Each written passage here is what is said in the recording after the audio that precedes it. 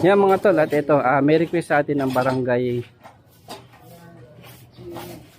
Anong barangay ito? Ayun. Ang barangay 17, ito. May request sa atin ng mga takip ng kanal at i-repair. Sa ngayon po, ang gagawin muna natin, lalagyan natin ng takip yung mga walang takip. Tapos sa susunod na araw, yung request naman nila na pagre-repair ng mga takip, yun naman isusunod natin.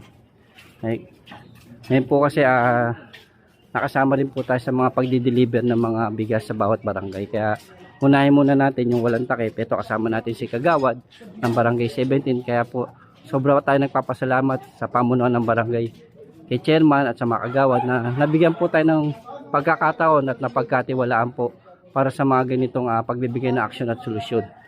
Sa pamumuno po ni Engineer Bernard Nadonga at ating Engineering Department, Highway Division 1, at ito kasama ko ang aking tropa, talagang agaran pina-actionan ng mga problema ng bawat barangay dito sa District 1. Yan, lalagay na natin yan tol, mga tol, sa may walang takip.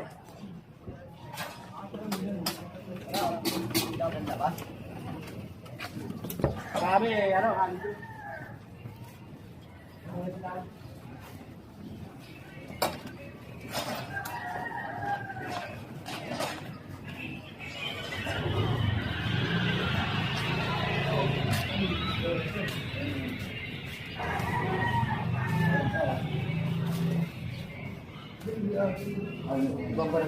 Ibang barangay ito sa kabilang side. oh.